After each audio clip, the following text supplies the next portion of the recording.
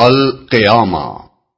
نام، پہلی ہی آیت کے لفظ القیامہ کو اس سورہ کا نام قرار دیا گیا ہے، اور یہ صرف نام ہی نہیں ہے بلکہ اس سورہ کا عنوان بھی ہے، کیونکہ اس میں قیامت ہی پر بحث کی گئی ہے۔ زمانہ نزول،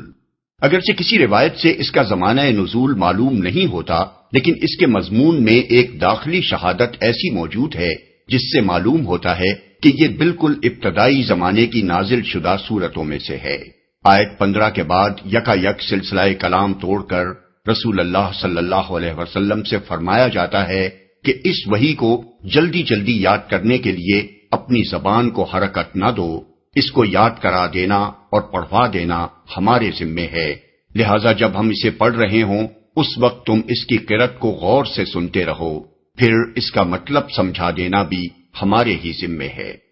اس کے بعد آیت 20 سے پھر وہی مضمون شروع ہو جاتا ہے جو ابتدا سے آیت 15 تک چلا آ رہا تھا۔ یہ جملہ معترضہ اپنے موقع و محل سے بھی اور روایات کی روح سے بھی اس بنا پر دوران کلام میں وارد ہوا ہے کہ جس وقت حضرت جبریل علیہ السلام یہ سورہ حضور صلی اللہ علیہ وسلم کو سنا رہے تھے، اس وقت آپ اس اندیشے سے کہ کہیں بعد میں بھول نہ جائیں اس کے الفاظ اپنی زبان مبارک سے دہراتے جا رہے تھے۔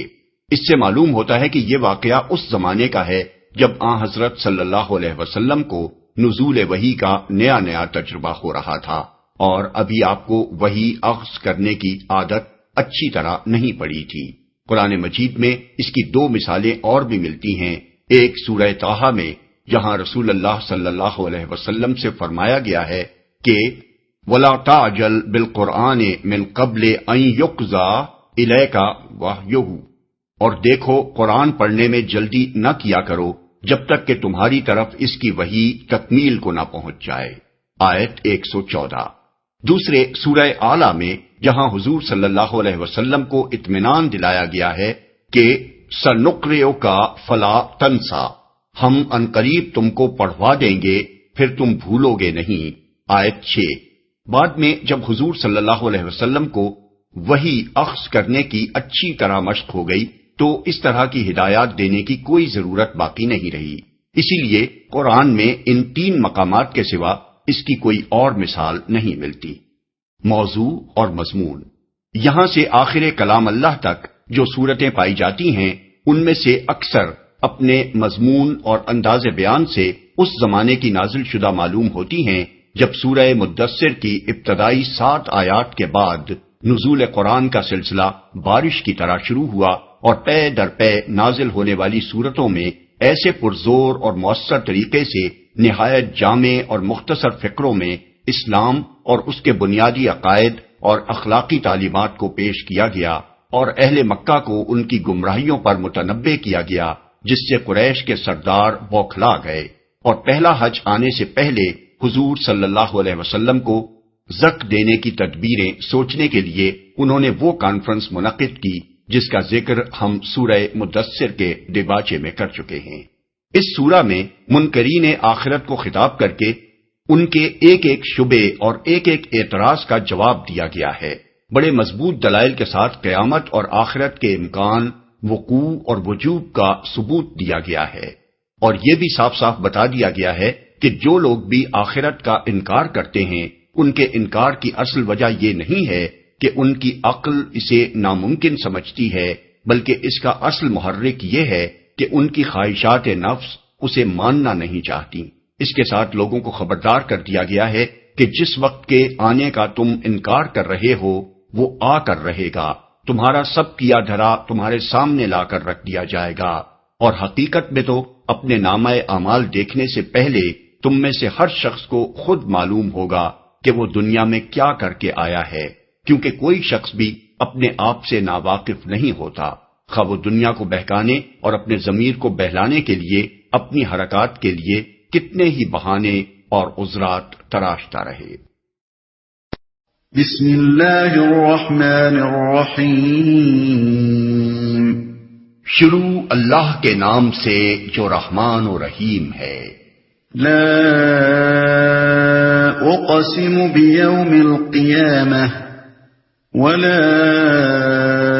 اقسم بالنفس اللوامہ أَيَحْسَبُ الْإِنسَانُ أَن لَّن نَّجْمَعَ عِظَامَهُ بَلَىٰ قَادِرِينَ عَلَىٰ أَن نُّسَوِّيَ بَنَانَهُ نہیں، میں قسم کھاتا ہوں قیامت کے دن کی، اور نہیں میں قسم کھاتا ہوں ملامت کرنے والے نفس کی۔ کیا انسان یہ سمجھ رہا ہے کہ ہم اس کی ہڈیوں کو جمع نہ کر سکیں گے؟ کیوں نہیں، ہم تو اس کی انگلیوں کی پور پور تک ٹھیک بنا دینے پر قادر ہیں۔ نہیں، کلام کی ابتدا نہیں سے کرنا خود اس بات پر دلالت کرتا ہے کہ پہلے سے کوئی بات چل رہی تھی جس کی تردید میں یہ صورت نازل ہوئی ہے، اور آگے کا مضمون آپ ہی ظاہر کر دیتا ہے کہ وہ بات قیامت اور آخرت کی زندگی کے بارے میں تھی جس کا اہل مکہ انکار کر رہے تھے، بلکہ ساتھ ساتھ مذاق بھی اڑا رہے تھے۔ اس طرز بیان کو اس مثال سے اچھی طرح سمجھا جا سکتا ہے کہ اگر آپ محض رسول کی صداقت کا اقرار کرنا چاہتے ہوں تو آپ کہیں گے خدا کی قسم رسول برحق ہے، لیکن اگر کچھ لوگ رسول کی صداقت کا انکار کر رہے ہوں تو آپ جواب میں اپنی بات یوں شروع کریں گے کہ نہیں، خدا کی قسم رسول برحق ہے۔ اس کا مطلب یہ ہوگا کہ تم جو کچھ کہہ رہے ہو وہ صحیح نہیں ہے، میں قسم کھا کر کہتا ہوں کہ اصل بات یہ ہے۔ نفس کی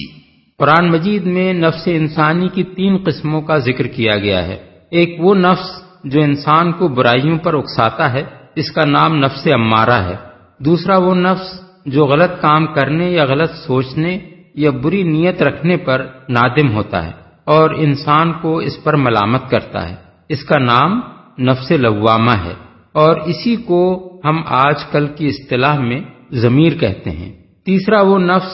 جو صحیح راہ پر چلنے اور غلط راہ چھوڑ دینے میں اطمینان محسوس کرتا ہے، اس کا نام نفس مطمئنہ ہے۔ اس مقام پر اللہ تعالیٰ نے قیامت کے دن اور ملامت کرنے والے نفس کی قسم جس بات پر کھائی ہے اسے بیان نہیں کیا ہے، کیونکہ بات کا فقرہ خود اس بات پر دلالت کر رہا ہے۔ قسم اس بات پر کھائی گئی ہے کہ اللہ تعالیٰ انسان کو مرنے کے بعد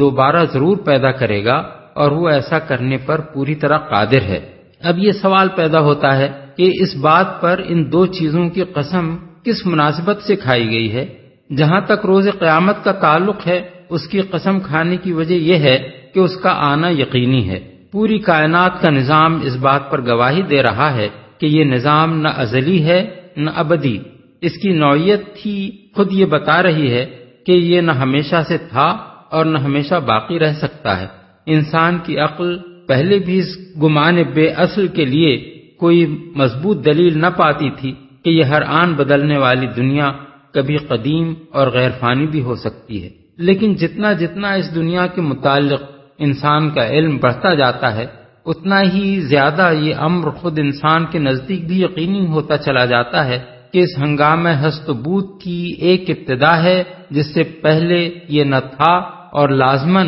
اس کی ایک انتہا بھی ہے جس کے بعد یہ نہ رہے گا۔ اس بنا پر اللہ تعالیٰ نے قیامت کے وقوع پر خود قیامت ہی کی قسم کھائی ہے، اور یہ ایسی ہی قسم ہے جیسے ہم کسی شکی انسان کو جو اپنے موجود ہونے ہی پر شک کر رہا ہو خطاب کر کے کہیں کہ تمہاری جان کی قسم تم موجود ہو، یعنی تمہارا وجود خود تمہارے موجود ہونے پر شاہد ہے۔ لیکن روز قیامت کی قسم صرف اس امر کی دلیل ہے کہ ایک دن یہ نظام کائنات درہم برہم ہو جائے گا۔ رہی یہ بات کہ اس کے بعد پھر انسان دوبارہ اٹھایا جائے گا اور اس کو اپنے اعمال کا حساب دینا ہوگا، اور وہ اپنے کیے کا اچھا یا برا نتیجہ دیکھے گا، تو اس کے لیے دوسری قسم نفس لوامہ کی کھائی گئی ہے۔ کوئی انسان دنیا میں ایسا موجود نہیں ہے جو اپنے اندر ضمیر نام کی ایک چیز نہ رکھتا ہو۔ اس ضمیر میں لازماً بھلائی اور برائی کا ایک احساس پایا جاتا ہے، اور چاہے انسان کتنا ہی بگڑا ہوا ہو،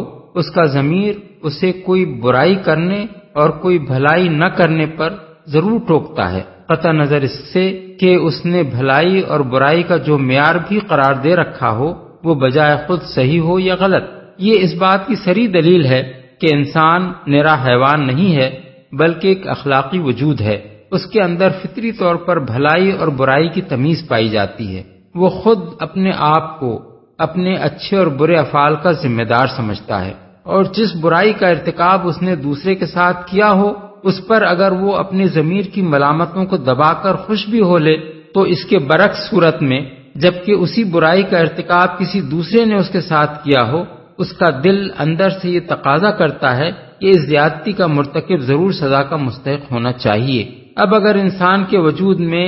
اس طرح کے ایک نفس لوامہ کی موجودگی ایک ناقابل انکار حقیقت ہے تو پھر یہ حقیقت بھی ناقابل انکار ہے کہ یہی نفس لوامہ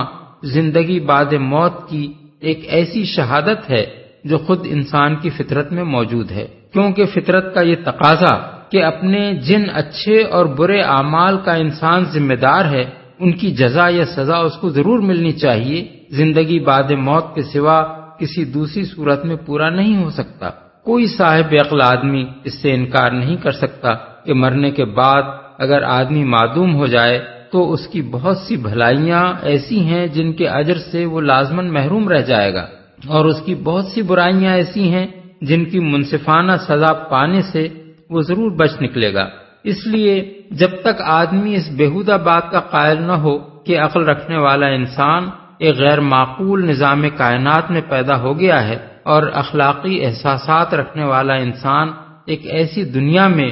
جنم لے بیٹھا ہے جو بنیادی طور پر اپنے پورے نظام میں اخلاق کا کوئی وجود ہی نہیں رکھتی، اس وقت تک وہ حیات بعد موت کا انکار نہیں کر سکتا۔ اسی طرح تناسخ یا آواگون کا فلسفہ بھی فطرت کے اس مطالبے کا جواب نہیں ہے، کیونکہ اگر انسان اپنے اخلاقی اعمال کی سزا یا جزا پانے کے لیے پھر اسی دنیا میں جنم لیتا چلا جائے تو ہر جنم میں وہ پھر کچھ مزید اخلاقی اعمال کرتا چلا جائے گا جو نئے سرے سے جزا و سزا کے متقاضی ہوں گے، اور اس لامتناہی سلسلے میں بجائے اس کے کہ اس کا حساب کبھی چک سکے الٹا اس کا حساب بڑھتا ہی چلا جائے گا۔ اس لیے فطرت کا یہ تقاضا صرف اسی صورت میں پورا ہوتا ہے کہ اس دنیا میں انسان کی صرف ایک زندگی ہو اور پھر پوری نوع انسانی کا خاتمہ ہو جانے کے بعد ایک دوسری زندگی ہو جس میں انسان کے اعمال کا ٹھیک ٹھیک حساب کر کے اسے پوری جزا اور سزا دے دی جائے۔ ہڈیوں کو جمع نہ کر سکیں گے۔ اوپر کی دو دلیلیں جو قسم کی صورت میں بیان کی گئی ہیں صرف دو باتیں ثابت کرتی ہیں۔ ایک یہ کہ دنیا کا خاتمہ یعنی قیامت کا پہلا مرحلہ ایک یقینی امر ہے، دوسرے یہ کہ موت کے بعد دوسری زندگی ضروری ہے، کیونکہ اس کے بغیر انسان کے ایک اخلاقی وجود ہونے کے منطقی اور فطری تقاضے پورے نہیں ہو سکتے، اور یہ امر ضرور واقع ہونے والا ہے کیونکہ انسان کے اندر ضمیر کی موجودگی اس پر گواہی دے رہی ہے۔ اب یہ تیسری دلیل یہ ثابت کرنے کے لیے پیش کی گئی ہے کہ زندگی بعد موت ممکن ہے۔ مکے میں جو لوگ اس کا انکار کرتے تھے وہ بار بار یہ کہتے تھے کہ آخر یہ کیسے ہو سکتا ہے کہ جن لوگوں کو مرے ہوئے سینکڑوں ہزاروں برس گزر چکے ہوں، جن کے جسم کا ذرہ ذرہ خاک میں مل کر پراگندہ ہو چکا ہو، جن کی ہڈیاں تک بوسیدہ ہو کر نامعلوم زمین میں کہاں کہاں منتشر ہو چکی ہوں، جن میں سے کوئی جل مرا ہو، کوئی درندوں کے پیٹ میں جا چکا ہو، کوئی سمندر میں غرق ہو کر مچھلیوں کی غذا بن چکا ہو، ان سب کے اجزائے جسم پھر سے جمع ہو جائیں اور ہر انسان پھر وہی شخص بن کر اٹھ کھڑا ہو جو 10-20 ہزار سال پہلے کبھی وہ تھا، اس کا نہایت معقول اور انتہائی پرزور جواب اللہ تعالیٰ نے اس مختصر سے سوال کی شکل میں دے دیا ہے کہ کیا انسان یہ سمجھ رہا ہے کہ ہم اس کی ہڈیوں کو کبھی جمع نہ کر سکیں گے؟ یعنی اگر تم سے یہ کہا گیا ہوتا کہ تمہارے یہ منتشر اجزائے جسم کسی وقت آپ سے آپ جمع ہو جائیں گے اور تم آپ سے آپ اسی جسم کے ساتھ جی اٹھو گے تو بلا شبہ تمہارا اس کو ناممکن سمجھنا بجا ہوتا، مگر تم سے تو کہا یہ گیا ہے کہ یہ کام خود نہیں ہوگا بلکہ اللہ تعالیٰ ایسا کرے گا۔ اب کیا تم واقعی یہ سمجھ رہے ہو کہ کائنات کا خالق جسے تم خود بھی خالق مانتے ہو اس کام سے عاجز ہے؟ یہ ایسا سوال تھا جس کے جواب میں کوئی شخص جو خدا کو خالق کائنات مانتا ہو نہ اس وقت یہ کہہ سکتا تھا اور نہ آج یہ کہہ سکتا ہے کہ خدا بھی یہ کام کرنا چاہے تو نہیں کر سکتا، اور اگر کوئی بے وقوف ایسی بات کہے تو اس سے پوچھا جا سکتا ہے کہ تم آج جس جسم میں اس وقت موجود ہو اس کے بے شمار اجزاء کو ہوا اور پانی اور مٹی اور نامعلوم کہاں کہاں سے جمع کر کے اسی خدا نے کیسے یہ جسم بنا دیا جس کے متعلق تم یہ کہہ رہے ہو کہ وہ پھر ان اجزاء کو جمع نہیں کر سکتا؟ قادر ہیں، یعنی بڑی بڑی ہڈیوں کو جمع کر کے تمہارا ڈھانچہ پھر سے کھڑا کر دینا تو درکنار، ہم تو اس بات پر بھی قادر ہیں کہ تمہارے نازک ترین اجزاء جسم حتیٰ کہ تمہاری انگلیوں کی پوروں تک کو پھر ویسا ہی بنا دیں جیسی وہ پہلے تھیں۔ بل يريد الإنسان ليفجر أمامه يسأل أيان يوم القيامة، مگر انسان چاہتا یہ ہے کہ آگے بھی بدعمالیاں کرتا رہے، پوچھتا ہے آخر کب آنا ہے وہ قیامت کا دن، بدعمالیاں کرتا رہے۔ اس چھوٹے سے فقرے میں منکرین آخرت کے اصل مرض کی صاف صاف تشخیص کر دی گئی ہے۔ ان لوگوں کو جو چیز آخرت کے انکار پر آمادہ کرتی ہے وہ دراصل یہ نہیں ہے کہ فی الواقع وہ قیامت اور آخرت کو ناممکن سمجھتے ہیں، بلکہ ان کے اس انکار کی اصل وجہ یہ ہے کہ آخرت کو ماننے سے لازماً ان پر کچھ اخلاقی پابندیاں عائد ہوتی ہیں اور انہیں یہ پابندیاں ناگوار ہیں۔ وہ چاہتے ہیں کہ جس طرح وہ اب تک زمین میں بے نتھے بیل کی طرح پھرتے رہے ہیں اسی طرح آئندہ بھی پھرتے رہیں، جو ظلم، جو بے ایمانیاں، جو فسق و فجور، جو بد کرداریاں وہ اب تک کرتے رہے ہیں، آئندہ بھی ان کو اس کی کھلی چھوٹ ملی رہے، اور یہ خیال کبھی ان کو یہ ناروا آزادیاں برتنے سے نہ روکنے پائے کہ ایک دن انہیں اپنے خدا کے سامنے حاضر ہو کر اپنے ان اعمال کی جواب دہی کرنی پڑے گی۔ اس لیے دراصل ان کی عقل انہیں آخرت پر ایمان لانے سے نہیں روک رہی ہے، بلکہ ان کی خواہشات نفس اس میں مانے ہیں۔ قیامت کا دن، یہ سوال استفسار کے طور پر نہیں بلکہ انکار اور استہزاء کے طور پر تھا، یعنی وہ یہ پوچھنا نہیں چاہتے تھے کہ قیامت کس روز آئے گی، بلکہ مذاق کے طور پر کہتے تھے کہ حضرت جس دن کی آپ خبر دے رہے ہیں آخر وہ آتے آتے رہ کہاں گیا ہے؟ فَإِذَا بَرِقَ الْبَصَرُ وَخَسَفَ الْقَمَرُ وَجُمِعَ الشَّمْسُ وَالْقَمَرُ يَقُولُ الْإِنسَانُ يَوْمَئِذٍ أَيْنَ الْمَفَرُّ كَلَّا لَا وَزَرَ إِلَى رَبِّكَ يَوْمَئِذٍ الْمُسْتَقَرُّ۔ پھر جب دیدے پتھرا جائیں گے اور چاند بے نور ہو جائے گا اور چاند سورج ملا کر ایک کر دیے جائیں گے، اس وقت یہی انسان کہے گا کہاں بھاگ کر جاؤں؟ ہرگز نہیں، وہاں کوئی جائے پناہ نہ ہوگی، اس روز تیرے رب ہی کے سامنے جا کر ٹھہرنا ہوگا۔ دیدے پتھرا جائیں گے، اصل میں برق البصرو کے الفاظ استعمال کیے گئے ہیں جن کے لغوی معنی بجلی کی چمک سے آنکھوں کے چندیا جانے کے ہیں، لیکن عربی محاورے میں یہ الفاظ اسی معنی کے لیے مخصوص نہیں ہیں، بلکہ خوف زدگی، حیرت یا کسی اچانک حادثے سے دوچار ہو جانے کی صورت میں اگر آدمی ہک دک رہ جائے اور اس کی نگاہ اس پریشان کن منظر کی طرف جم کر رہ جائے جو اس کو نظر آ رہا ہو تو اس کے لیے بھی یہ الفاظ بولے جاتے ہیں۔ اسی مضمون کو قرآن مجید میں ایک دوسری جگہ یوں بیان کیا گیا ہے، انما یؤخرہم لیوم تشخص فیہ الابصار، اللہ تو انہیں ٹال رہا ہے اس دن کے لیے جب آنکھیں پھٹی کی پھٹی رہ جائیں گی۔ سورہ ابراہیم آیت 42۔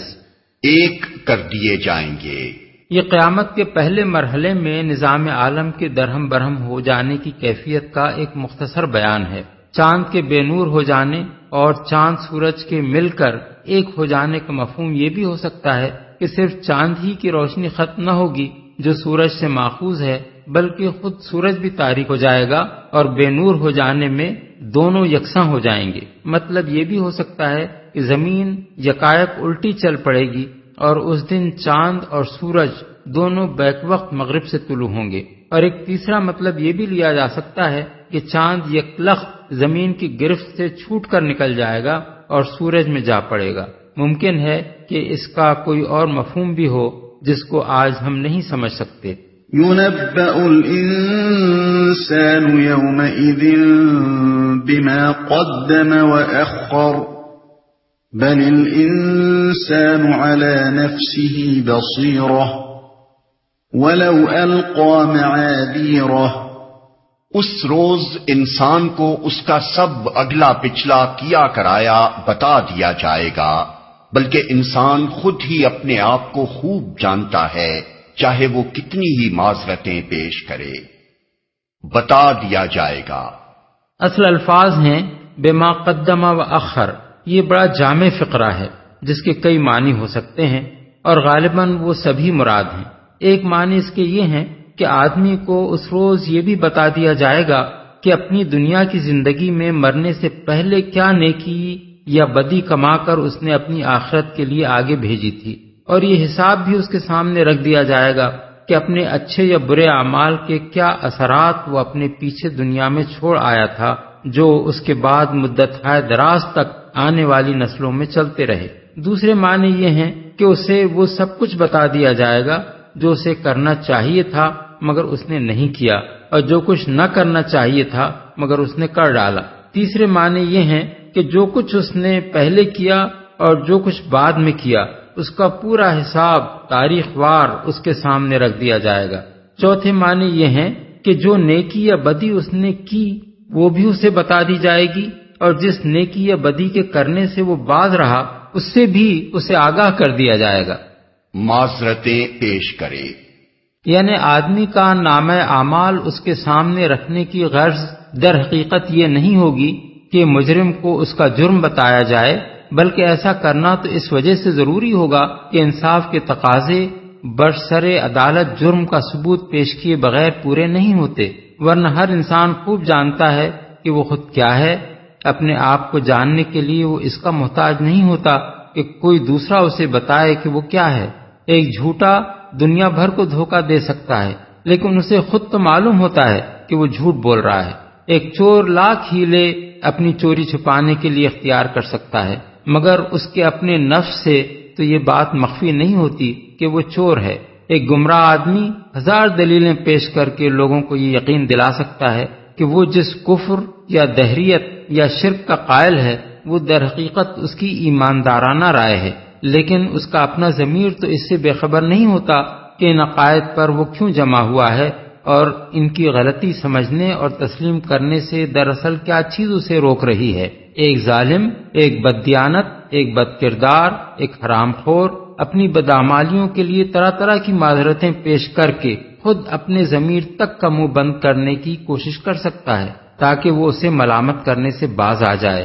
اور یہ مان لے کہ واقعی کچھ مجبوریاں، کچھ مصلحتیں، کچھ ضرورتیں ایسی ہیں جن کی وجہ سے وہ یہ سب کچھ کر رہا ہے، لیکن اس کے باوجود اس کو یہ علم تو بہرحال ہوتا ہی ہے کہ اس نے کس پر کیا ظلم کیا ہے، کس کا حق مارا ہے، کس کی عصمت خراب کی ہے، کس کو دھوکہ دیا ہے اور کن ناجائز طریقوں سے کیا کچھ حاصل کیا ہے۔ اس لیے آخرت کی عدالت میں پیش ہوتے وقت ہر کافر، ہر منافق، ہر فاسق و فاجر اور مجرم خود جانتا ہوگا کہ وہ کیا کر کے آیا ہے اور کس حیثیت میں آج اپنے خدا کے سامنے کھڑا ہے۔ لا تحرك به لسانك لتعجل به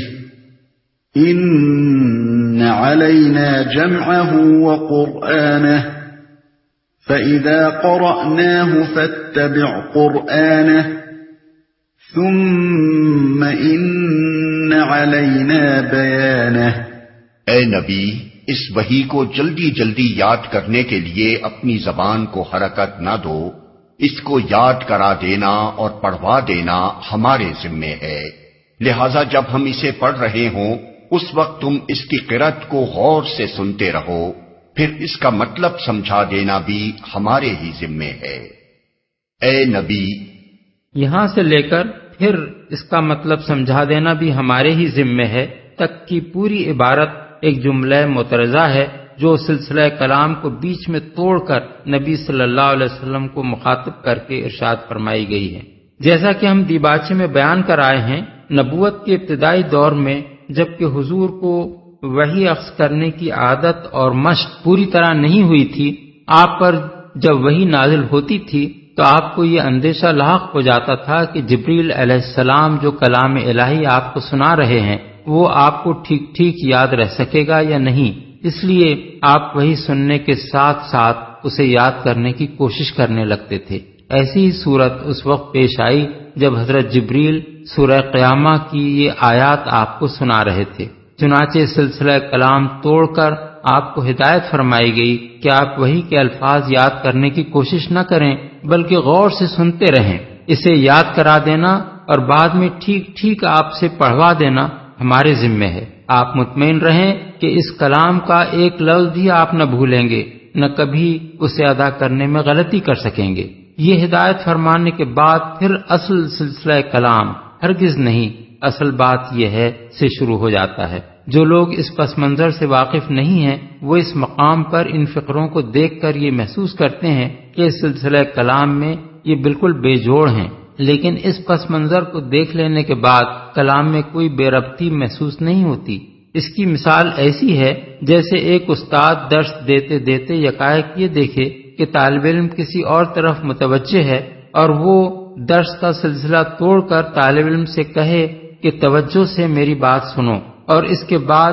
آگے پھر اپنی تقریر شروع کر دے۔ یہ درس اگر جوں کا توں نقل کر کے شائع کر دیا جائے تو جو لوگ اس واقعے سے واقف نہ ہوں گے وہ اس سلسلہ تقریر میں اس فقرے کو بے جوڑ محسوس کریں گے، لیکن جو شخص اس اصل واقعے سے واقف ہوگا جس کی بنا پر یہ فقرہ درمیان میں آیا ہے، وہ مطمئن ہو جائے گا کہ درس فی الحقیقت جوں کا توں نقل کیا گیا ہے، اسے نقل کرنے میں کوئی کمی بیشی نہیں ہوئی ہے۔ اوپر ان آیات کے درمیان یہ فقرے بطور جملہ معترضہ آنے کی جو توجیہ ہم نے کی ہے وہ محض قیاس پر مبنی نہیں ہے بلکہ معتبر روایات میں اس کی یہی وجہ بیان ہوئی ہے۔ اور مسند احمد، بخاری، مسلم، ترمذی، نسائی، ابن جریر، طبرانی، بیہقی اور دوسرے محدثین نے متعدد سندوں سے حضرت عبداللہ بن عباس کی یہ روایت نقل کی ہے کہ جب حضور پر قرآن نازل ہوتا تھا تو آپ اس خوف سے کہ کہیں کوئی چیز بھول نہ جائیں جبریل علیہ السلام کے ساتھ ساتھ وحی کے الفاظ دہرانے لگتے تھے۔ اس پر فرمایا گیا کہ لا تحرک بہ لسانک لتعجل بہ۔ یہی بات شعبی، ابن زید، ضحاک، حسن بصری، قتادہ، مجاہد اور دوسرے اکابر مفسرین سے منقول ہے۔ اسے پڑھ رہے ہوں۔ اگرچہ رسول اللہ صلی اللہ علیہ وسلم کو جبریل علیہ السلام قرآن پڑھ کر سناتے تھے، لیکن چونکہ وہ اپنی طرف سے نہیں بلکہ اللہ تعالیٰ کی طرف سے پڑھتے تھے، اس لیے اللہ تعالیٰ نے فرمایا کہ جب ہم اسے پڑھ رہے ہوں ہمارے ہی ذمے ہے۔ اس سے گمان ہوتا ہے اور بعض اکابر مفسرین نے بھی اس گمان کا اظہار کیا ہے کہ غالباً ابتدائی زمانے میں رسول اللہ صلی اللہ علیہ وسلم نزول وحی کے دوران ہی میں قرآن کی کسی آیت یا کسی لفظ یا کسی حکم کا مفہوم بھی جبریل علیہ السلام سے دریافت کر لیتے تھے۔ اس لیے حضور کو نہ صرف یہ ہدایت کی گئی کہ جب وحی نازل ہو رہی ہو اس وقت آپ خاموشی سے اس کو سنیں، اور نہ صرف یہ اطمینان دلایا گیا کہ اس کا لفظ لفظ ٹھیک ٹھیک آپ کے حافظے میں محفوظ کر دیا جائے گا اور قرآن کو آپ ٹھیک ٹھیک اسی طرح پڑھ سکیں گے جس طرح وہ نازل ہوا ہے، بلکہ ساتھ ساتھ یہ وعدہ بھی کیا گیا کہ اللہ تعالیٰ کے ہر حکم اور ہر ارشاد کا منشا اور مدعا بھی پوری طرح آپ کو سمجھا دیا جائے گا۔ یہ ایک بڑی اہم آیت ہے جس سے چند ایسی اصولی باتیں ثابت ہوتی ہیں جنہیں اگر آدمی اچھی طرح سمجھ لے تو ان گمراہیوں سے بچ سکتا ہے جو پہلے بھی بعض لوگ پھیلاتے رہے ہیں اور آج بھی پھیلا رہے ہیں۔ اولاً اس سے صریح طور پر یہ ثابت ہوتا ہے کہ رسول اللہ صلی اللہ علیہ وسلم پر صرف وہی نازل نہیں ہوتی تھی جو قرآن میں درج ہے، بلکہ اس کے علاوہ بھی وحی کے ذریعے سے آپ کو ایسا علم دیا جاتا تھا جو قرآن میں درج نہیں ہے، اس لیے کہ قرآن کے احکام و فرامین، اس کے اشارات، اس کے الفاظ اور اس کی مخصوص اصطلاحات کا جو مفہوم و مدعا حضور کو سمجھایا جاتا تھا وہ اگر قرآن ہی میں درج ہوتا تو یہ کہنے کی کوئی ضرورت نہ تھی کہ اس کا مطلب سمجھا دینا یا اس کی تشریح کر دینا بھی ہمارے ہی ذمہ ہے، کیونکہ وہ تو پھر قرآن ہی میں مل جاتا۔ لہذا یہ تسلیم کرنا پڑے گا کہ مطالب قرآن کی تفہیم و تشریح جو اللہ تعالیٰ کی طرف سے کی جاتی تھی وہ بہرحال الفاظ قرآن کے ماسوا تھی۔ یہ وحی خفی کا ایک اور ثبوت ہے جو ہمیں قرآن سے ملتا ہے۔ قرآن مجید سے اس کے مزید ثبوت ہم نے اپنی کتاب سنت کی آئینی حیثیت میں صفحہ 94، 95 اور صفحہ 118 تا 125 میں پیش کر دیے ہیں۔ ثانیاً، قرآن کے مفہوم و مدعا اور اس کے احکام کی یہ تشریح جو اللہ تعالیٰ کی طرف سے رسول اللہ صلی اللہ علیہ وسلم کو بتائی گئی تھی، آخر اسی لیے تو بتائی گئی تھی کہ آپ اپنے قول اور عمل سے اس کے مطابق لوگوں کو قرآن سمجھائیں اور اس کے احکام پر عمل کرنا سکھائیں۔ اگر یہ اس کا مدعا نہ تھا اور یہ تشریح آپ کو صرف اس لیے بتائی گئی تھی کہ آپ اپنی ذات کی حد تک اس علم کو محدود رکھیں، تو یہ ایک بیکار کام تھا، کیونکہ فرائض نبوت کی ادائیگی میں اس سے کوئی مدد نہیں مل سکتی تھی۔ اس لیے صرف ایک بے وقوف آدمی ہی یہ کہہ سکتا ہے کہ یہ تشریحی علم سرے سے کوئی تشریحی حیثیت نہ رکھتا تھا۔ اللہ تعالیٰ نے خود سورہ نحل آیت 44 میں فرمایا ہے، وَأَنزَلْنَا إِلَيْكَ الذِّكْرَ لِتُبَيِّنَ لِلنَّاسِ مَا نُزِّلَ إِلَيْهِمْ، یعنی اور اے نبی، یہ ذکر ہم نے تم پر اس لیے نازل کیا ہے تاکہ تم لوگوں کے سامنے اس تعلیم کی تشریح و توضیح کرتے جاؤ جو ان کے لیے اتاری گئی ہے۔ اور قرآن میں 4 جگہ اللہ تعالیٰ نے صراحت فرمائی ہے کہ رسول اللہ صلی اللہ علیہ وسلم کا کام صرف کتاب اللہ کی آیات سنا دینا ہی نہ تھا، بلکہ اس کتاب کی تعلیم دینا بھی تھا۔ سورہ البقرہ آیات 129 اور 151، سورہ آل عمران 164، سورہ الجمعہ آیت 2۔ ان سب آیات کی تشریح ہم سنت کی آئینی حیثیت میں صفحہ 74 سے 77 تک تفصیل کے ساتھ کر چکے ہیں۔ اس کے بعد کوئی ایسا آدمی جو قرآن کو مانتا ہو اس بات کو تسلیم کرنے سے کیسے انکار کر سکتا ہے کہ قرآن کی صحیح و مستند بلکہ فی الحقیقت سرکاری تشریح صرف وہ ہے جو رسول اللہ صلی اللہ علیہ وسلم نے اپنے قول اور عمل سے فرما دی ہے، کیونکہ وہ آپ کی ذاتی تشریح نہیں ہے بلکہ خود قرآن کے نازل کرنے والے خدا کی بتائی ہوئی تشریح ہے۔ اس کو چھوڑ کر یا اس سے ہٹ کر جو شخص بھی قرآن کی کسی آیت یا اس کے کسی لفظ کا کوئی منمانا مفہوم بیان کرتا ہے، وہ ایسی جسارت کرتا ہے جس کا ارتکاب کوئی صاحب ایمان آدمی نہیں کر سکتا۔ ثالثاً، قرآن کا سرسری مطالعہ بھی اگر کسی شخص نے کیا ہو تو وہ یہ محسوس کیے بغیر نہیں رہ سکتا کہ اس میں بکثرت باتیں ایسی ہیں جنہیں ایک عربی داں آدمی محض قرآن کے الفاظ پڑھ کر یہ نہیں جان سکتا کہ ان کا حقیقی مدعا کیا ہے اور ان میں جو حکم بیان کیا گیا ہے اس پر کیسے عمل کیا جائے۔ مثال کے طور پر لفظ صلاۃ ہی کو لے لیجئے۔ قرآن مجید میں ایمان کے بعد اگر کسی عمل پر سب سے زیادہ زور دیا گیا ہے تو لفظ صلاۃ ہے، لیکن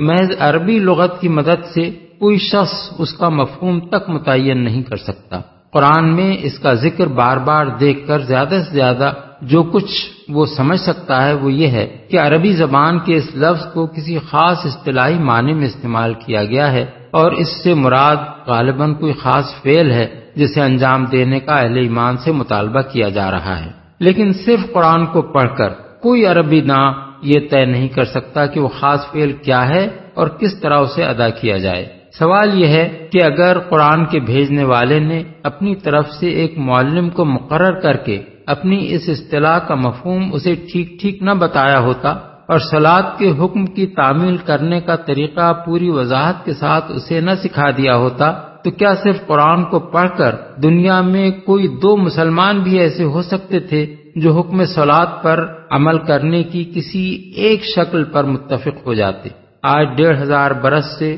مسلمان نسل در نسل ایک ہی طرح جو نماز پڑھتے چلے آ رہے ہیں اور دنیا کے ہر گوشے میں کروڑوں مسلمان جس طرح نماز کے حکم پر یکساں عمل کر رہے ہیں۔ اس کی وجہ یہی تو ہے کہ اللہ تعالیٰ نے رسول اللہ صلی اللہ علیہ وسلم پر صرف قرآن کے الفاظ ہی وحی نہیں فرمائے تھے بلکہ ان الفاظ کا مطلب بھی آپ کو پوری طرح سمجھا دیا تھا، اور اسی مطلب کی تعلیم آپ ان سب لوگوں کو دیتے چلے گئے جنہوں نے قرآن کو اللہ کی کتاب اور آپ کو اللہ کا رسول مان لیا۔ رابعاً، قرآن کے الفاظ کی جو تشریح اللہ نے اپنے رسول کو بتائی اور رسول نے اپنے قول اور عمل سے اس کی جو تعلیم امت کو دی، اس کو جاننے کا ذریعہ ہمارے پاس حدیث و سنت کے سوا اور کوئی نہیں ہے۔ حدیث سے مراد وہ روایات ہیں جو حضور کے اقوال و افعال کے متعلق سند کے ساتھ اگلوں سے پچھلوں تک منتقل ہوئیں، اور سنت سے مراد وہ طریقہ ہے جو حضور کی قولی و عملی تعلیم سے مسلم معاشرے کی انفرادی و اجتماعی زندگی میں رائج ہوا،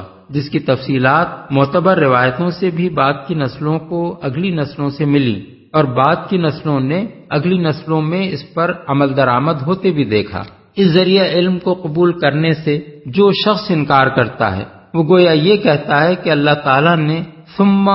ان علینا بیانہ فرما کر قرآن کا مطلب اپنے رسول کو سمجھا دینے کی جو ذمہ داری لی تھی اسے پورا کرنے میں معاذ اللہ وہ ناکام ہو گیا، کیونکہ یہ ذمہ داری محض رسول کو ذاتی حیثیت سے مطلب سمجھانے کے لیے نہیں لی گئی تھی، بلکہ اس غرض کے لیے لی گئی تھی کہ رسول کے ذریعے سے امت کو کتاب الہی کا مطلب سمجھایا جائے، اور حدیث و سنت کے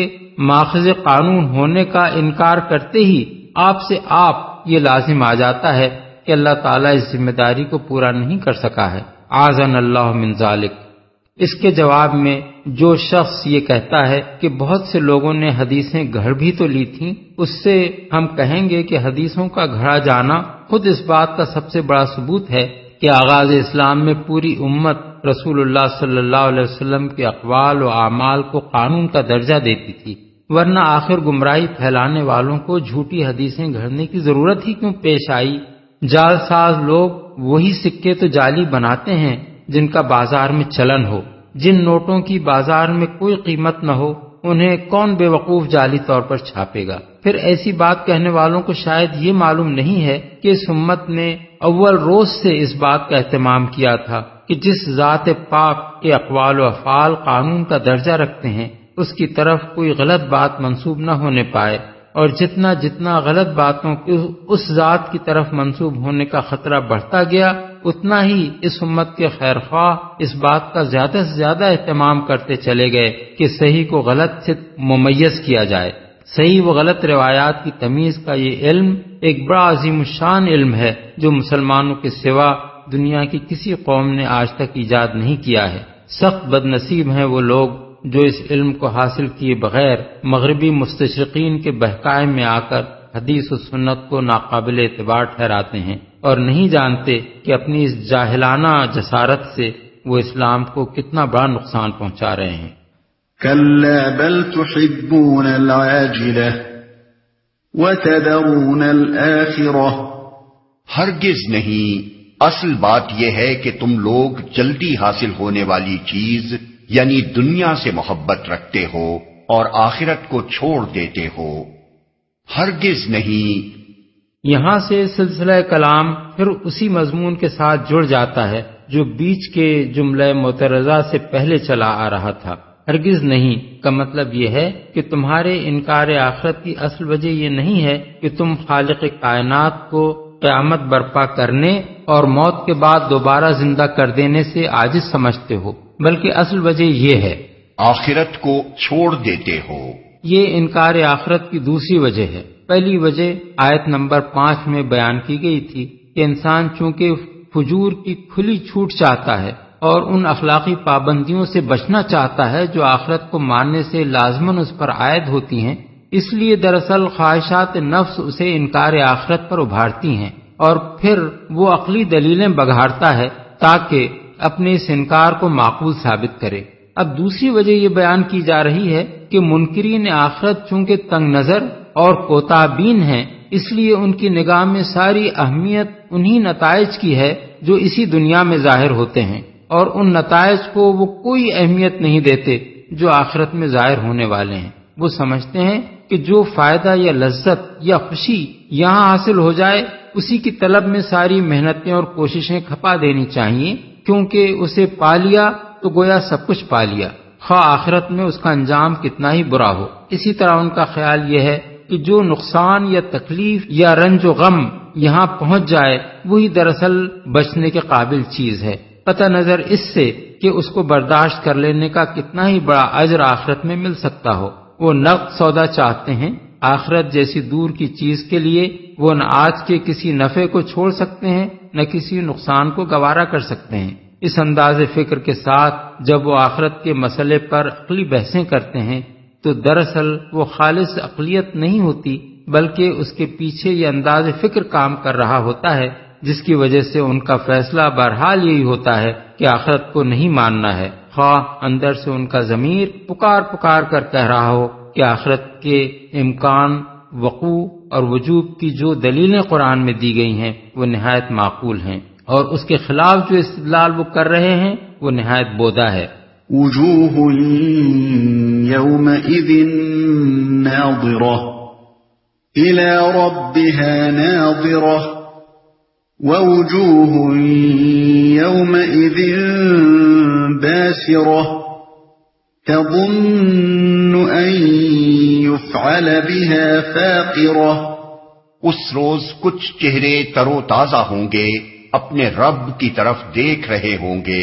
اور کچھ چہرے اداس ہوں گے اور سمجھ رہے ہوں گے کہ ان کے ساتھ کمر توڑ برتاؤ ہونے والا ہے۔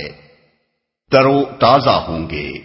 یعنی خوشی سے دمک رہے ہوں گے، کیونکہ جس آخرت پر وہ ایمان لائے تھے وہ ٹھیک ان کے یقین کے مطابق سامنے موجود ہوگی، اور جس آخرت پر ایمان لا کر انہوں نے دنیا کے ناجائز فائدے چھوڑے اور برحق نقصان برداشت کیے تھے، اس کو فی الواقع اپنی آنکھوں کے سامنے برپا ہوتے دیکھ کر انہیں یہ اطمینان حاصل ہو جائے گا کہ انہوں نے اپنے رویہ زندگی کے متعلق بالکل صحیح فیصلہ کیا تھا۔ اب وہ وقت آ گیا ہے جب وہ اس کا بہترین انجام دیکھیں گے،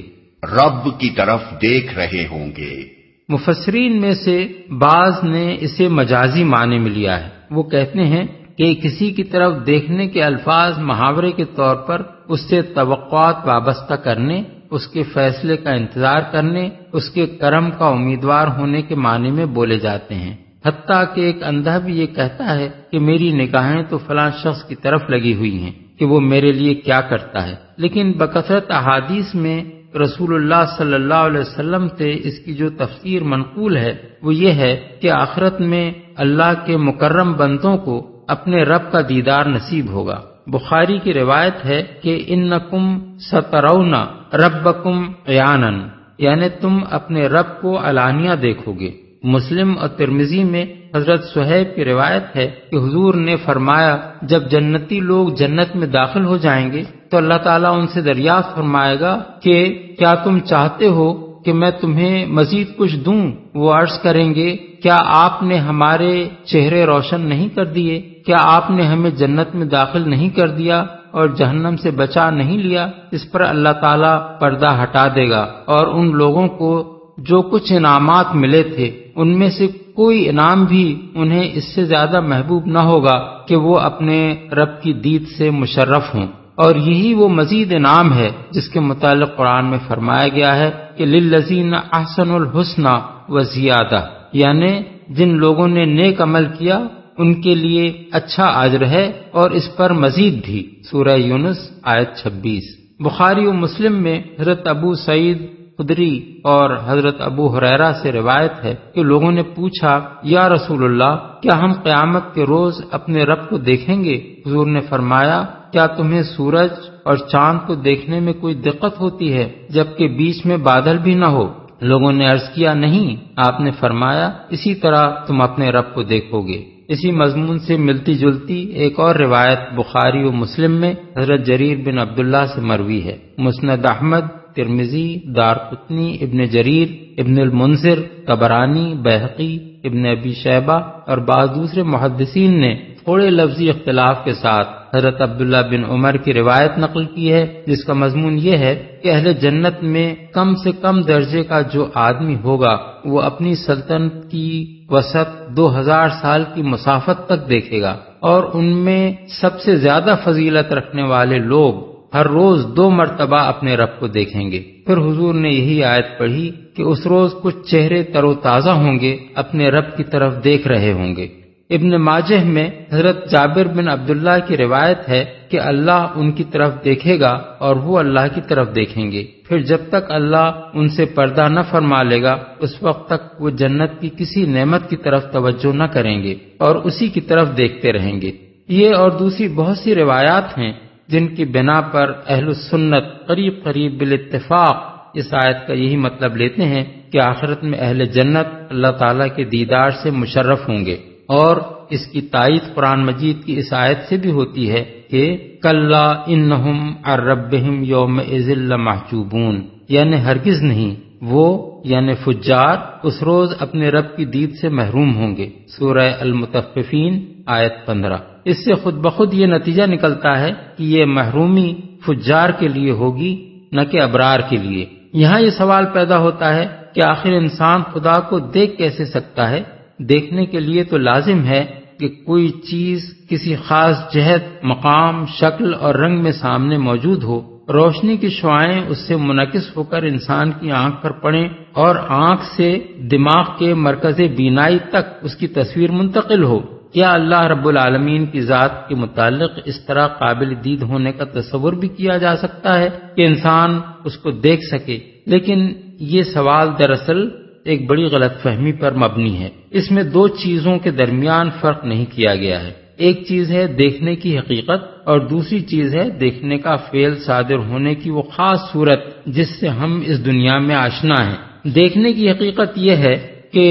دیکھنے والے میں بینائی کی صفت موجود ہو، وہ نابینا نہ ہو اور دیکھی جانے والی چیز اس پر عیاں ہو، اس سے مخفی نہ ہو۔ لیکن دنیا میں ہم کو جس چیز کا تجربہ اور مشاہدہ ہوتا ہے وہ صرف دیکھنے کی وہ خاص صورت ہے جس سے کوئی انسان یا حیوان بالفعل کسی چیز کو دیکھا کرتا ہے، اور اس کے لیے لامحالہ یہ ضروری ہے کہ دیکھنے والے کے جسم میں آنکھ نامی ایک عضو موجود ہو، اس عضو میں بینائی کی طاقت پائی جاتی ہو، اس کے سامنے ایک ایسی محدود مجسم رنگدار چیز حاضر ہو جس سے روشنی کی شعاعیں منعکس ہو کر آنکھ پر پڑیں اور آنکھ میں اس کی شکل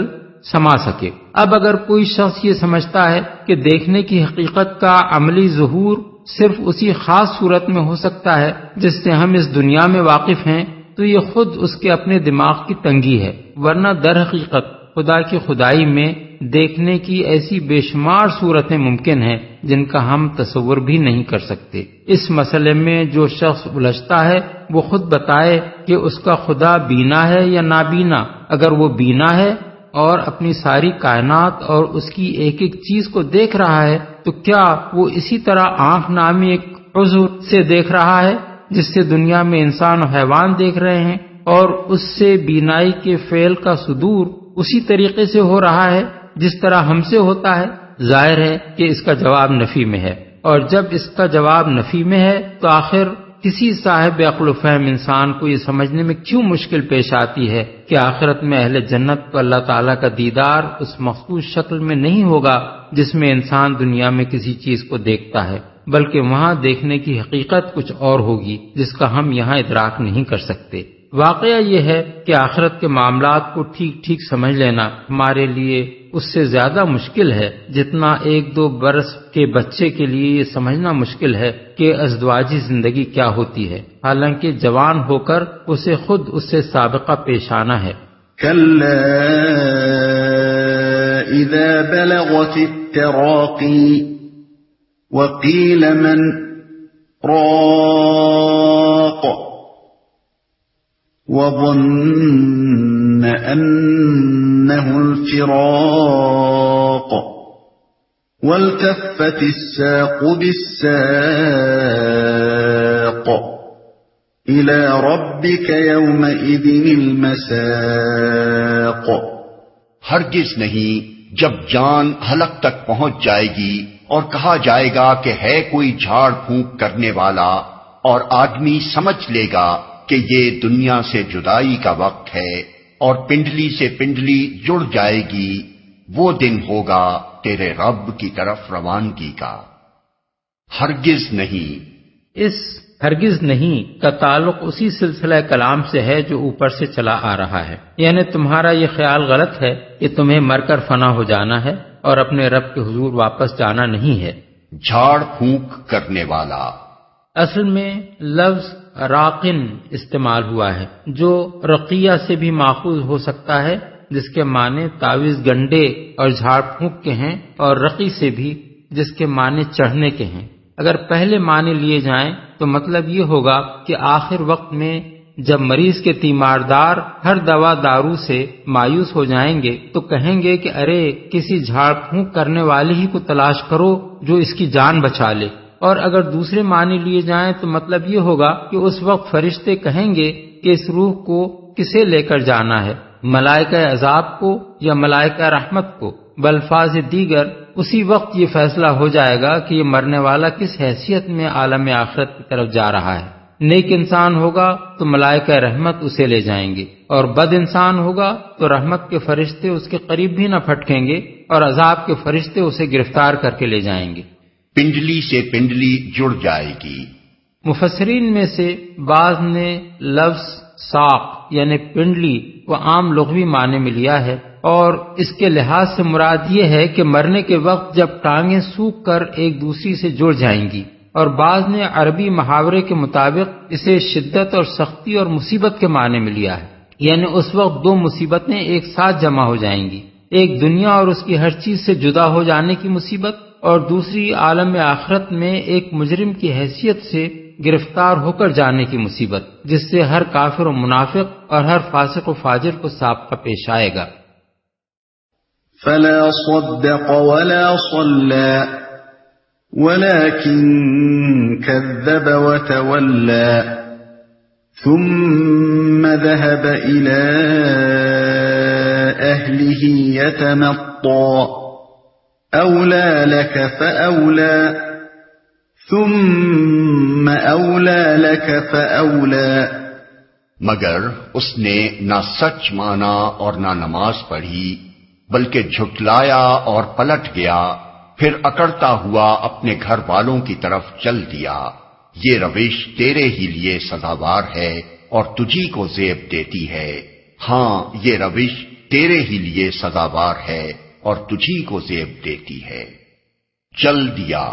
مطلب یہ ہے کہ جو شخص آخرت کو ماننے کے لیے تیار نہ تھا، اس نے وہ سب کچھ سنا جو اوپر کی آیات میں بیان کیا گیا ہے، مگر پھر بھی وہ اپنے انکار ہی پر اڑا رہا اور یہ آیات سننے کے بعد اکڑتا ہوا اپنے گھر کی طرف چل دیا۔ مجاہد، قتادہ اور ابن زید کہتے ہیں کہ یہ شخص ابو جہل تھا۔ آیت کے الفاظ سے بھی یہی ظاہر ہوتا ہے کہ وہ کوئی ایک شخص تھا جس نے سورہ قیامہ کی مذکورہ بالا آیات سننے کے بعد یہ طرز عمل اختیار کیا۔ اس آیت کے یہ الفاظ کہ اس نے نہ سچ مانا اور نہ نماز پڑھی خاص طور پر توجہ کے مستحق ہیں۔ ان سے صاف معلوم ہوتا ہے کہ اللہ اور اس کے رسول اور اس کی کتاب کی صداقت تسلیم کرنے کا اولین اور لازمی تقاضا یہ ہے کہ آدمی نماز پڑھے۔ شریعت الہی کے دوسرے احکام کی تعمیل کی نوبت تو بعد ہی میں آتی ہے، لیکن ایمان کے اقرار کے بعد کچھ زیادہ مدت نہیں گزرتی کہ نماز کا وقت آ جاتا ہے، اور اسی وقت یہ معلوم ہو جاتا ہے کہ آدمی نے زبان سے جس چیز کے ماننے کا اقرار کیا ہے وہ واقعی اس کے دل کی آواز ہے یا محض ایک ہوا ہے جو اس نے چند الفاظ کی شکل میں منہ سے نکال دی ہے۔ زیب دیتی ہے۔ مفسرین نے اولا لکا کے متعدد معنی بیان کیے ہیں۔ تف ہے تجھ پر، ہلاکت ہے تیرے لیے، خرابی یا تباہی یا کمبختی ہے تیرے لیے، لیکن ہمارے نزدیک موقع و محل کے لحاظ سے اس کا مناسب ترین مفہوم وہ ہے جو حافظ ابن کثیر نے اپنی تفسیر میں بیان کیا ہے کہ جب تو اپنے خالق سے کفر کرنے کی جرت کر چکا ہے تو پھر تجھ جیسے آدمی کو یہی چال زیب دیتی ہے جو تو چل رہا ہے۔ یہ اسی طرح کا طنزیہ کلام ہے جیسے قرآن مجید میں ایک اور جگہ فرمایا گیا ہے کہ دوزخ میں عذاب دیتے ہوئے مجرم انسان سے کہا جائے گا کہ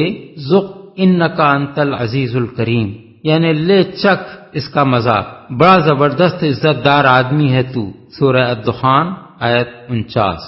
أَيَحْسَبُ الْإِنسَانُ أَن يُتْرَكَ سُدًى أَلَمْ يَكُ نُطْفَةً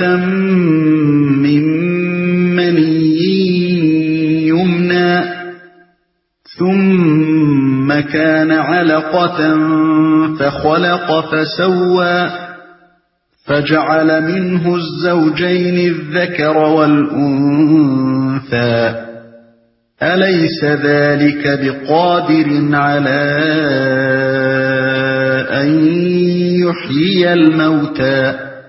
کیا انسان نے یہ سمجھ رکھا ہے کہ وہ یوں ہی محمل چھوڑ دیا جائے گا؟ کیا وہ ایک حقیر پانی کا نطفہ نہ تھا جو رحم مادر میں ٹپکایا جاتا ہے، پھر وہ ایک لوتھڑا بنا، پھر اللہ نے اس کا جسم بنایا اور اس کے اعضاء درست کیے، پھر اس سے مرد اور عورت کی دو قسمیں بنائیں۔ کیا وہ اس پر قادر نہیں ہے کہ مرنے والوں کو پھر سے زندہ کر دے؟ کیا انسان نے اب کلام کو ختم کرتے ہوئے اسی مضمون کا اعادہ کیا جا رہا ہے جس سے کلام کا آغاز کیا گیا تھا، یعنی زندگی بعد موت ضروری بھی ہے اور ممکن بھی۔ مہمل چھوڑ دیا جائے گا۔ عربی زبان میں ایبلن سدی اس اونٹ کے لیے بولتے ہیں جو یوں ہی چھوٹا پھر رہا ہو، جدھر چاہے چرتا پھرے، کوئی اس کی نگرانی کرنے والا نہ ہو۔ اسی معنی میں ہم شتر بے مہار کا لفظ بولتے ہیں۔ بس آیت کا مطلب یہ ہے کہ کیا انسان نے اپنے آپ کو شتر بے مہار سمجھ رکھا ہے کہ اس کے خالق نے اسے زمین میں غیر ذمہ دار بنا کر چھوڑ دیا ہو، کوئی فرض اس پر عائد نہ ہو، کوئی چیز اس کے لیے ممنوع نہ ہو، اور کوئی وقت ایسا آنے والا نہ ہو جب اس سے اس کے اعمال کی باز پرس کی جائے۔ یہی بات ایک دوسرے مقام پر قرآن مجید میں اس طرح بیان کی گئی ہے کہ قیامت کے روز اللہ تعالیٰ کفار سے فرمائے گا افحسبتم انما خلقناکم عبثا وانکم الینا لا ترجعون، کیا تم نے یہ سمجھ رکھا تھا کہ ہم نے تمہیں فضول ہی پیدا کیا ہے اور تمہیں کبھی ہماری طرف پلٹ کر نہیں آنا ہے؟ سورہ المومنون آیت 115۔ ان دونوں مقامات پر زندگی بعد موت کے واجب ہونے کی دلیل سوال کی شکل میں پیش کی گئی ہے۔ سوال کا مطلب یہ ہے کہ کیا واقعی تم نے اپنے آپ کو جانور سمجھ رکھا ہے؟ کیا تمہیں اپنے اور جانور میں یہ کھلا فرق نظر نہیں آتا کہ وہ بے اختیار ہے اور تم با اختیار؟ اس کے افعال میں اخلاقی حسن و قبح کا سوال پیدا نہیں ہوتا اور تمہارے افعال میں یہ سوال لازماً پیدا ہوتا ہے۔ پھر تم نے اپنے متعلق یہ کیسے سمجھ لیا کہ جس طرح جانور غیر ذمہ دار اور غیر جواب دہ ہے، اسی طرح تم بھی ہو؟ جانور کے دوبارہ زندہ کر کے نہ اٹھائے جانے کی معقول وجہ تو سمجھ میں آتی ہے کہ اس نے صرف اپنی جبلت کے لگے بندھے تقاضے پورے کیے ہیں، اپنی عقل سے کام لے کر کوئی فلسفہ تصنیف نہیں کیا، کوئی مذہب ایجاد نہیں کیا، کسی کو معبود نہیں بنایا، نہ خود کسی کا معبود بنا، کوئی کام ایسا نہیں کیا جسے نیک یا بد کہا جا سکتا ہو، کوئی اچھی یا بری سنت جاری نہیں کی جس کے اثرات نسل در نسل چلتے رہیں اور وہ ان پر کسی اجر یا سزا کا مستحق ہو، لہذا وہ اگر مر کر فنا ہو جائے تو یہ سمجھ میں آنے کے قابل بات ہے، کیونکہ اس پر اپنے کسی عمل کی ذمہ داری عائد ہی نہیں ہوتی جس کی باز پرس کے لیے اسے دوبارہ زندہ کر کے اٹھانے کی کوئی حاجت ہو۔ لیکن تم حیات بعد موت سے کیسے معاف کیے جا سکتے ہو جبکہ عین اپنی موت کے وقت تک تم ایسے اخلاقی افعال کرتے رہتے ہو جن کے نیک یا بد ہونے اور جزا یا سزا کے مستوجب ہونے کا تمہاری عقل خود حکم لگاتی ہے۔ جس آدمی نے کسی بے گناہ کو قتل کیا اور فوراً ہی اچانک کسی حادثے کا شکار ہو گیا، کیا تمہارے نزدیک اس کو نلوح اسکاٹ فری چھوٹ جانا چاہیے؟ اس ظلم کا بدلہ اسے کبھی نہ ملنا چاہیے۔ جو آدمی دنیا میں کسی ایسے فساد کا بیج بو گیا جس کا خمیازہ اس کے بعد صدیوں تک انسانی نسلیں بھگتتی رہیں، کیا تمہاری عقل واقعی اس بات پر مطمئن ہے کہ اسے بھی کسی بھونگے یا ٹڈے کی طرح مر کر فنا ہو جانا چاہیے اور کبھی اٹھ کر اپنے ان کرتوتوں کی جواب دہی نہیں کرنی چاہیے جن کی بدولت ہزاروں لاکھوں انسانوں کی زندگیاں خراب ہوئیں؟ جس آدمی نے عمر بھر حق و انصاف اور خیر و صلاح کے لیے اپنی جان لڑائی ہو اور جیتے جی مصیبتیں ہی بھگتتا رہا ہو، کیا تمہارے خیال میں وہ بھی حشرات الارض ہی کی قسم کی کوئی مخلوق ہے جسے اپنے اس عمل کی جزا پانے کا کوئی حق نہیں ہے؟ پھر سے زندہ کرتے۔ یہ حیات بعد موت کے امکان کی دلیل ہے۔ جہاں تک ان لوگوں کا تعلق ہے جو یہ مانتے ہیں کہ ابتدائی نطفے سے تخلیق کا آغاز کر کے پورا انسان بنا دینے تک کا سارا فعل اللہ تعالیٰ ہی کی قدرت اور حکمت کا کرشمہ ہے، ان کے لیے تو فی الحقیقت اس دلیل کا کوئی جواب ہے ہی نہیں، کیونکہ وہ خواہ کتنی ڈھٹائی برتیں، ان کی عقل یہ تسلیم کرنے سے انکار نہیں کر سکتی کہ جو خدا اس طرح انسان کو دنیا میں پیدا کرتا ہے وہ دوبارہ بھی اسی انسان کو وجود میں لے آنے پر قادر ہے۔ رہے وہ لوگ جو اس صریح حکیمانہ فعل کو محض اتفاقات کا نتیجہ قرار دیتے ہیں، اگر وہ ہر دھرمی پر تلے ہوئے نہیں ہیں تو آخر ان کے پاس اس بات کی کیا توجیہ ہے کہ آغاز آفرینش سے آج تک دنیا کے ہر حصے اور ہر قوم میں کس طرح ایک ہی نوعیت کے تخلیقی فعل کے نتیجے میں لڑکوں اور لڑکیوں کی پیدائش مسلسل اس تناسب سے ہوتی چلی جا رہی ہے کہ کہیں کسی زمانے میں بھی ایسا نہیں ہوا کہ کسی انسانی آبادی میں صرف لڑکے یا صرف لڑکیاں ہی پیدا ہوتی چلی جائیں اور آئندہ اس کی نسل چلنے کا کوئی امکان باقی نہ رہے۔ کیا یہ بھی اتفاقاً ہی ہوئے چلا جا رہا ہے؟ اتنا بڑا دعویٰ کرنے کے لیے آدمی کو کم از کم اتنا بے شرم ہونا چاہیے کہ وہ اٹھ کر بے تکلف ایک روز یہ دعویٰ کر بیٹھے کہ لندن اور نیو یارک، ماسکو اور پیکنگ اتفاقاً آپ سے آپ بن گئے ہیں۔ متعدد روایات سے معلوم ہوتا ہے کہ رسول اللہ صلی اللہ علیہ وسلم جب اس آیت کو پڑھتے تھے تو اللہ تعالیٰ کے اس سوال کے جواب میں کبھی بلا یعنی کیوں نہیں، کبھی سبحانک اللہم فبلا یعنی پاک ہے تیری ذات خداوندہ کیوں نہیں، اور کبھی سبحانکا فبلا یا سبحانکا وبلا فرمایا کرتے تھے۔ بحوالہ ابن جریر، ابن ابی حاتم، ابو داؤد میں حضرت ابو ہریرہ سے روایت ہے کہ حضور نے فرمایا، جب تم سورہ 3 میں آیت الیس اللہ باحکم الحاکمین یعنی کیا اللہ سب حاکموں سے بڑا حاکم نہیں ہے پڑھو تو کہو بلا وانا علی ذالک من الشاہدین یعنی کیوں نہیں، میں اس پر گواہی دینے والوں میں سے ہوں۔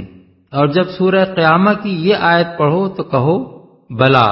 اور جب سورہ مرسلات کی آیت فَبِأَيِّ حَدِيثٍ بَعْدَهُ يُؤْمِنُونَ یعنی اس قرآن کے بعد یہ لوگ اور کس بات پر ایمان لائیں گے پڑھو تو کہو آمنا باللہ یعنی ہم اللہ پر ایمان لائے۔ اسی مضمون کی روایات امام احمد، ترمذی، ابن المنذر، ابن مردویہ، بیہقی اور حاکم نے